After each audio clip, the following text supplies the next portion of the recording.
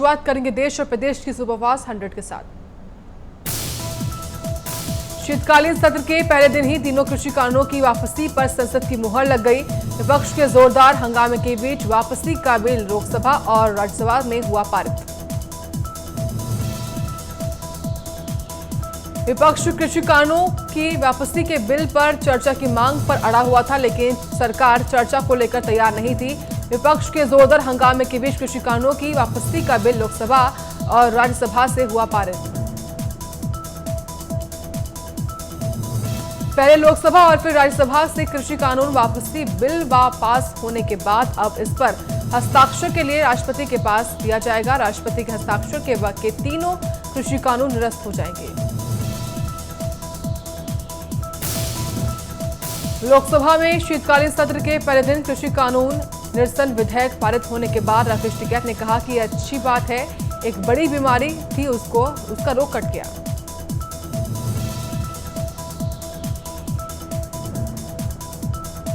राकेश टिकैत ने कहा कि सरकार दूसरे समाधान पर भी बातचीत करे। राकेश टिकैत ने कहा कि सरकार चाहती है कि देश में कोई विरोध प्रदर्शन ना हो, लेकिन हम एमएसपी सहित अन्य मुद्दों पर चर्चा से पहले धरना स्थल नहीं छोड़ेंगे।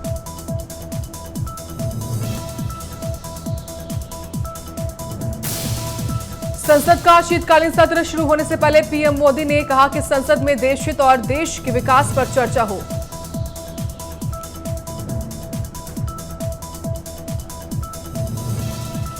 पीएम ने कहा कि सरकार हर सवाल का जवाब देने को तैयार है, सरकार हर मुद्दे पर चर्चा करने को तैयार है। पीएम ने कहा कि ये सत्र बड़े फैसलों वाला है। एक और जहां पीएम ने सत्र चलाने के लिए सभी लोगों से सहयोग की अपील की है, तो वहीं पीएम ने संसद को नए वेरिएंट से सावधान रहने के लिए सचेत किया है। सीएम योगी ने कुशीनगर, गोरखपुर, महाराजगंज और देवरिया जनपद के 2503 जोड़ों ने सामूहिक विवाह समारोह में हिस्सा लिया।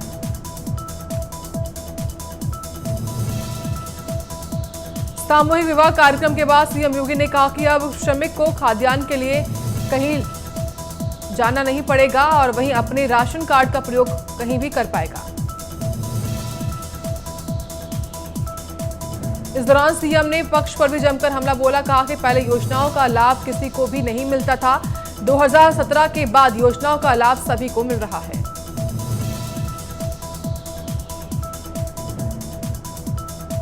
सीएम ने कहा कि अगर कुशीनगर का श्रमिक मुंबई या दिल्ली में भी राशन लेना चाहेगा तो उसे मिलेगा, क्योंकि कई श्रमिकों को काम के लिए अपना शहर और गांव छोड़कर दूसरी जगह पर जाना पड़ता है।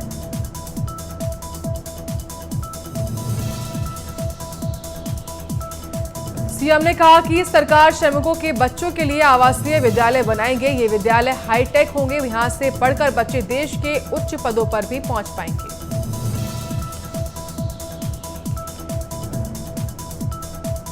सीएम ने कहा कि कोरोना एक बार फिर से दुनिया के तमाम देशों में कहर ढा रहा है। उन्होंने कहा कि हर कोई कोविड वैक्सीनेशन करवाए और 2 गज दूरी, मास्क जरूरी का पालन करे।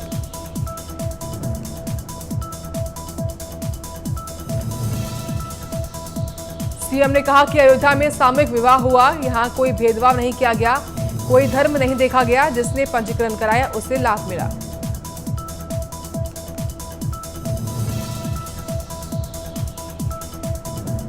कुशीनगर में आयोजित सामूहिक विवाह कार्यक्रम में विशिष्ट अतिथि के रूप में कैबिनेट मंत्री स्वामी प्रसाद मौर्य भी मौजूद रहे। समारोह में 2503 जोड़ों ने विवाह किया।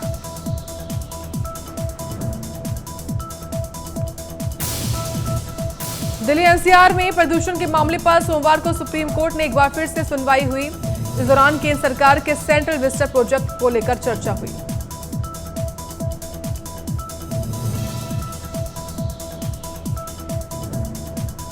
सुप्रीम कोर्ट ने केंद्र सरकार से पूछा कि क्या दिल्ली में कंस्ट्रक्शन बैन के बावजूद सेंट्रल विस्टा पर काम चल रहा है। सुप्रीम कोर्ट ने सुनवाई के दौरान प्रदूषण से निपटने के लिए निर्देश दिए कि मेट्रो प्रोजेक्ट के चौथे फेज के निर्माण के लिए डीएमआरसी को पेड़ काटने के लिए पर्यावरण मंत्रालय से अनुमति लेनी पड़ेगी।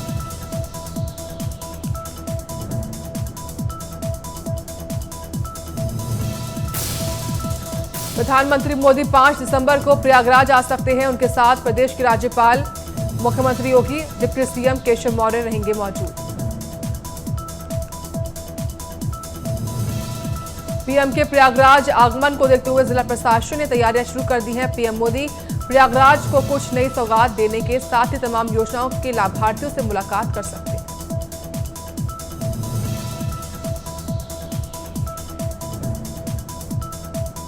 पीएम यहां प्रदेश के सभी जिलों में स्वयं सहायता समूह से जुड़ी महिलाओं से मिल सकते हैं। सरकारी स्तर पर आयोजित इस कार्यक्रम में तकरीबन 1.5 लाख महिलाओं के शामिल होने की संभावना है। इस दौरान पीएम सामूहिक विवाह कार्यक्रम में भी शामिल होंगे और 1500 बेटियों को आशीर्वाद देंगे।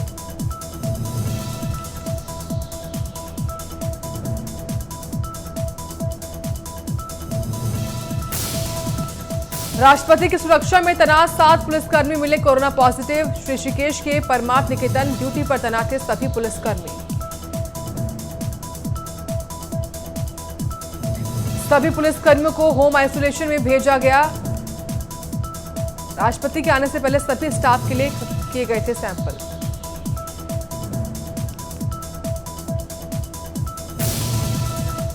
दिल्ली में आज से सभी स्कूलों को एक बार फिर से खोला गया है। सुबह ही बच्चे स्कूल जाते हुए दिखाई दिए। दिल्ली में खतरनाक वायु गुणवत्ता के चलते बढ़े प्रदूषण के स्तर की वजह से 2 सप्ताह के लिए स्कूल, कॉलेज और अन्य शैक्षणिक संस्थान बंद कर दिए गए थे। यूपीटीईटी एग्जाम रद्द होने के बाद एक्शन जारी। अब तक पेपर लीक से जुड़े 26 आरोपी को किया गया गिरफ्तार।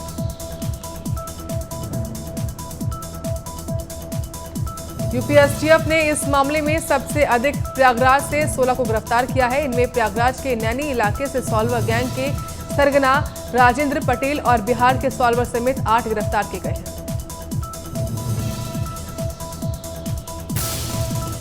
मुख्यमंत्री योगी ने लगाया जनता दरबार। सीएम ने सुनी जन की समस्याएं और भरोसा दिया कि किसी के साथ अन्याय नहीं होगा।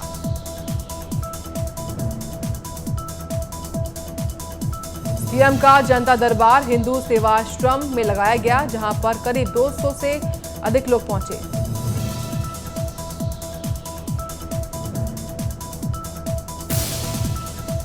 कोरोना का नया रूप ओमिक्रॉन दुनिया भर में फैल रहा है। WHO ने ओमिक्रॉन को लेकर भारत को सावधान रहने को कहा है।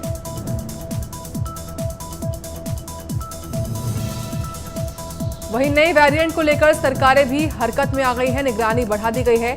भारत में कोरोना वायरस के इस वेरिएंट की रोकथाम के लिए 6 राज्यों ने पहले से तैयारी शुरू कर दी है। दिल्ली, मध्य प्रदेश, महाराष्ट्र, केरला, कर्नाटक और उत्तराखंड की सरकारों ने इसके बारे में जरूरी दिशा निर्देश जारी किए हैं।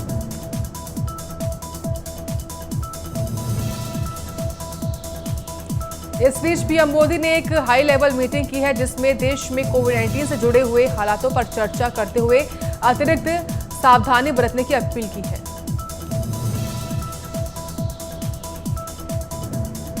WHO के अनुसार कोरोना पीड़ितों को फिर से कोरोना होने का खतरा है। अभी पुरानी वैक्सीन के ओमिक्रॉन पर काम करने का सबूत नहीं मिला है। यही वजह है कि भारत सरकार भी इसे गंभीरता से ले रही है।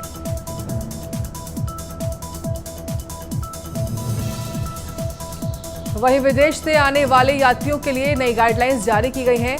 12 देशों से आने वाले यात्रियों को कोरोना नेगेटिव होने पर ही यात्रा की अनुमति मिलेगी।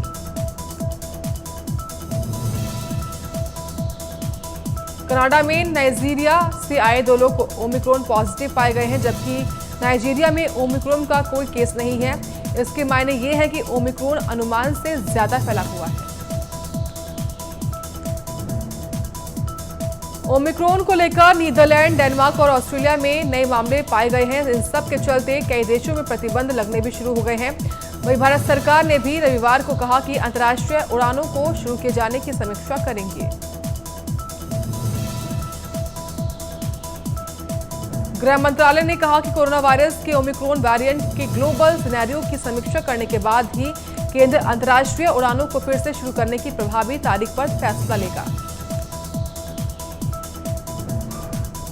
केंद्र ने राज्य और केंद्र प्रशासित प्रदेशों की सरकारों को कोविड-19 की टेस्टिंग बढ़ाने, स्वास्थ्य सेवा के बुनियादी ढांचे और जीनोम सीक्वेंसिंग को बढ़ाने का निर्देश दिया है।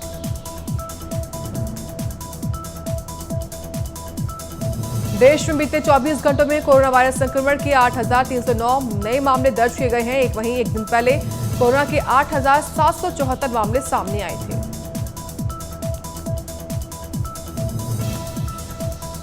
और वहीं 9,905 लोगों ने कोरोना वायरस को मात दे दी है। अभी तक कोरोना वायरस से कुल 3,40,08,183 लोग ठीक हो चुके हैं।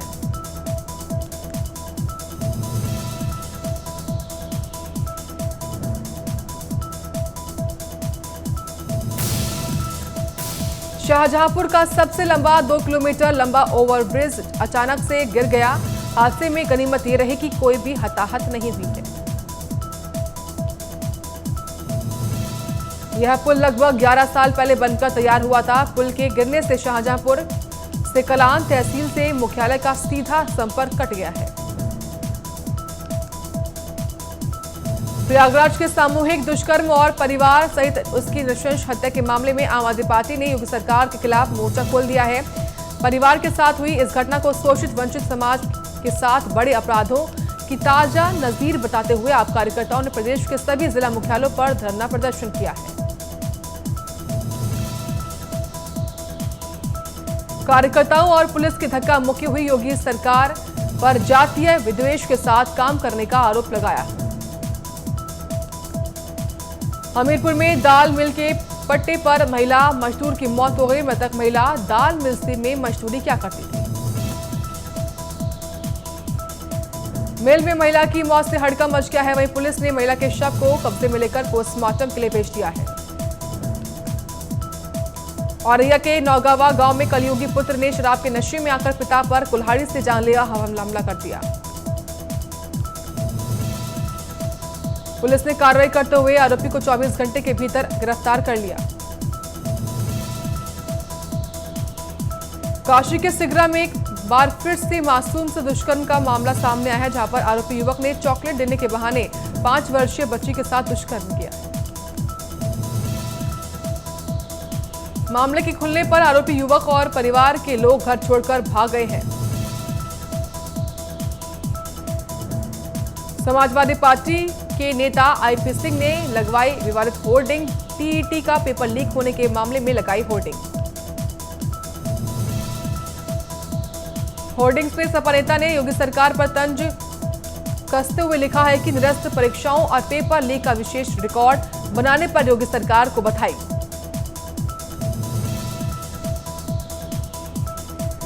गोरखपुर में मामूली कहासुनी को लेकर हुआ विवाद, जिसमें 2 पक्षों में हुई जमकर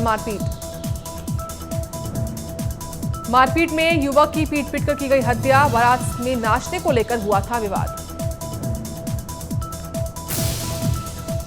प्रधानमंत्री मोदी 4 दिसंबर को उत्तराखंड के दौरे पर आ रहे हैं और कई विकास योजनाओं का करेंगे लोकार्पण। सीएम धामी प्रस्तावित रैली की तैयारियों का जायजा लेने परेड ग्राउंड पहुंचे। इस दौरान सीएम धामी के साथ कैबिनेट मंत्री डॉक्टर धन सिंह रावत, बीजेपी प्रदेश अध्यक्ष मदन कौशिक रहे मौजूद। गदरपुर के सरदार नगर में अज्ञात कारणों के चलते फल की दुकान में लगी आग। आग लगने से दुकान में रखा सारा सामान हुआ जलकर राख। आग लगने से 1 लाख से ज्यादा रुपए का सामान नष्ट होने का अनुमान लगाया जा रहा है। मौके पर पहुंची पुलिस ने घटनास्थल का जायजा लिया है। देहरादून में देवस्थानम बोर्ड पर धामी सरकार ले सकती है बड़ा फैसला। हाई पावर कमेटी ने मुख्यमंत्री को सौंपी रिपोर्ट। कमेटी के अध्यक्ष ने सीएम पुष्कर सिंह धामी को अपनी फाइनल रिपोर्ट सौंपी है। रिपोर्ट के आधार पर मुख्यमंत्री ले सकते हैं बड़ा फैसला। अल्मोड़ा जिले के तल्ला सल्ट ग्राम पंचायत हरडा में निःशुल्क स्वास्थ्य शिविर लगाया गया। शिविर में जांच कराने के लिए लोगों की भीड़ उमड़ पड़ी। स्वास्थ्य शिविर में क्षेत्र के करीब सैकड़ों ग्रामीणों ने अपना स्वास्थ्य परीक्षण करवाया। शिविर में आए ग्रामीणों की स्वास्थ्य जांच और निःशुल्क दवा वितरण की गई। मसूरी देहरादून मार्ग पेट्रोल पंप के पास एक स्कूटर बेकाबू होकर गहरी खाई में जा गिरा। हादसे में स्कूटर सवार हुआ घायल। घायल को स्थानीय लोग और पुलिस की मदद से खाई से रेस्क्यू किया गया और जिला अस्पताल में भर्ती करवाया गया। केंद्र सरकार ने क्रिप्टो करेंसी पर बड़ा बयान दिया है। वित्त मंत्रालय ने लोकसभा में कहा कि भारत सरकार बिटकॉइन के लेन देन का कोई डेटा एकत्र नहीं करती है। वित्त मंत्रालय ने कहा कि भारत में बिटकॉइन को मुद्रा के रूप में मान्यता देने का कोई प्रस्ताव नहीं है। बता दें कि संसद के शीतकालीन सत्र में सरकार crypto currency and regulation of official digital currency bill 2021 पेश कर सकती है। ट्रेन से सफर करने वाले यात्रियों को बड़ी राहत। भोपाल मंडल की कुछ ट्रेनों में जनरल टिकट से सफर की अनुमति। यह सुविधा Bhopal Khajuraho express, Bhopal Jodhpur express, Bhopal Bilaspur express, doctor Ambedkar Nagar express, Bhopal Dahod express में ही मिलेगी। रेलवे ने कोरोना संक्रमण के चलते सामान्य टिकट काउंटर बंद कर दिए हैं, लेकिन अब धीरे धीरे सब कुछ पहले की तरह शुरू हो रहा है। देश को मिलने वाले खतरनाक एयर डिफेंस सिस्टम में टेंशन में चीन। साइबर अटैक का भारत की रक्षा तैयारियों की जानकारी हासिल करने में लगा हुआ है चीन। भारत की रक्षा तैयारियों की जानकारी पाने के लिए चीन के हैकर्स देश के डिफेंस सेक्टर पर साइबर अटैक कर रहे हैं। सुरक्षा एजेंसियों ने ऐसे 40 कंप्यूटर्स की जानकारी सरकार से शेयर की है, जिसे हैक करने की कोशिश की गई है। इसके साथ ही एजेंसियों ने 100 से अधिक वेब एप्लीकेशन का पता लगाया है, जिसके जरिए हैकिंग की कोशिश हो रही है। एजेंसियों ने 100 से अधिक वेब एप्लीकेशन का पता लगाया है।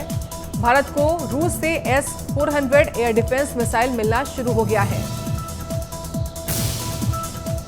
पहाड़ों पर बर्फबारी के आसार। आंध्र प्रदेश में भारी बारिश से ऑरेंज अलर्ट। मौसम विभाग ने दी चेतावनी। कल से 2 दिसंबर तक गुजरात, उत्तरी महाराष्ट्र और दक्षिण पश्चिम मध्य प्रदेश और दक्षिण राजस्थान के आसपास के इलाकों में भारी बारिश होने की संभावना है। मौसम विभाग ने सोमवार को तमिलनाडु में कन्याकुमारी और अलग अलग जिलों में अलग स्थानों पर भारी बारिश की भविष्यवाणी की है।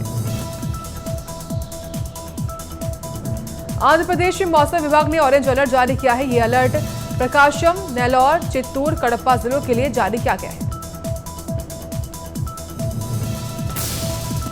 राशन कार्ड होल्डर्स के लिए खुशखबरी। राशन से जुड़ी सर्विसेज आपको आसानी से अब घर बैठे मिलेंगी।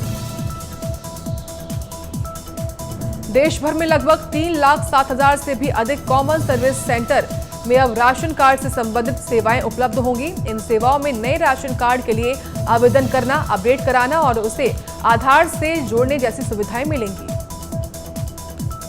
केंद्र कर्मचारियों को मिल सकती है खुशखबरी। साल की शुरुआत में केंद्र और राज्य कर्मचारियों का फिटमेंट फैक्टर बढ़ाया जा सकता है। केंद्र और राज्य सरकार के कर्मचारियों की लंबे समय से मांग है कि उनके फिटमेंट फैक्टर को 2% से बढ़ाकर 3% कर दिया जाए। किसानों को जल्द ही पीएम किसान योजना की अगली किस्त मिल सकती है। इनमें से कई किसानों को तो एक ही साथ 2 किश्तों का पैसा मिल सकता है। सरकार ने किसानों की मदद के लिए इस योजना की शुरुआत की है। इसके तहत करोड़ों किसानों को साल भर में 6,000 रुपए दिए जा सकते हैं। हार्दिक पांड्या ने खुद ही टीम इंडिया में आने से मना कर दिया है। कहा कि जब तक पूरी तरीके से फिट नहीं हो जाता तब तक किसी भी सीरीज के लिए सिलेक्ट ना किया जाए। हाल ही में हुए T20 वर्ल्ड कप में हार्दिक पांड्या का बल्ला बिल्कुल भी नहीं चला था। गेंदबाजी भी उन्होंने सिर्फ 2 मैच में ही 4 ओवर के लिए की थी, जिसमें भी उन्हें कोई सफलता नहीं मिली। आरसीबी कोहली और मैक्सवेल के साथ केएल भारत को कर सकते हैं रिटेन। न्यूजीलैंड के खिलाफ केएस भारत कीपिंग से किया सबको प्रभावित। केएस भरत का आईपीएल के 14वें सीजन में शानदार प्रदर्शन रहा था। आरसीबी की ओर से डेब्यू करते हुए 8 मैचों में 38 की औसत से 191 रन बनाए हैं। भारतीय जूनियर हॉकी टीम का सामना 1 दिसंबर को क्वार्टर फाइनल में पिछले फेज की उपविजेता टीम बेल्जियम से होगा। भारतीय टीम ने जूनियर हॉकी वर्ल्ड कप में लगातार दूसरी बार जीत दर्ज की है। भुवनेश्वर के कलिंगा स्टेडियम में खेले गए मुकाबले में पोलैंड को 8-2 के अंतर से मात दी थी। रणवीर सिंह की फिल्म 83 का नया पोस्टर हुआ रिलीज। पोस्टर में जीत का जश्न मनाते हुए दिखाई दे रहे हैं रणवीर सिंह। रणवीर सिंह इस फिल्म में पूर्व भारतीय क्रिकेटर कपिल देव की भूमिका में दिखाई देंगे। फिल्म 24 दिसंबर 2021 को सिनेमाघरों में होगी रिलीज। केआरके ने रणवीर सिंह के लॉन्च पर उठाए सवाल। बोले, रणवीर के पिता ने अपने बेटे को इंडस्ट्री में लॉन्च करने के लिए यशराज फिल्म्स को 20 करोड़ रुपए दिए थे। बता दें कि रणवीर सिंह को आदित्य चोपड़ा के यशराज प्रोडक्शन ने फिल्म बैंड बाजा बारात के जरिए लॉन्च किया था। 100 सिनेमा के दिग्गज कोरियोग्राफर शिव शंकर मास्टर का 72 साल की उम्र में निधन। कोरोना से थे संक्रमित। निर्देशक एस राजामौली ने कोरियोग्राफर शिव शंकर के निधन पर शोक व्यक्त किया है। उन्होंने ट्वीट करते हुए लिखा कि ये जानकर दुख हुआ है कि शिव शंकर मास्टर का निधन हो गया है। कमल हासन कोविड होने के बाद एक्ट्रेस रामैया कृष्णन करेंगी बिग बॉस तमिल को होस्ट। सलमान खान ने बिग बॉस 15 में पहली बार किया सिद्धार्थ शुक्ला को याद। लोग बोले टीआरपी गिरी तो सिद्धार्थ शुक्ला की आई याद। और इसी के साथ अभी के लिए खबरों में इतना ही। आप देखते रहिए प्राइम न्यूज।